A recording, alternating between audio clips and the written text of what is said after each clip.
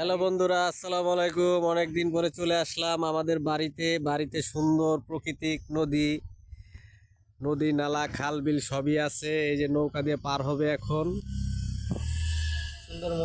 সুন্দর মনোরম পরিবেশ আছে।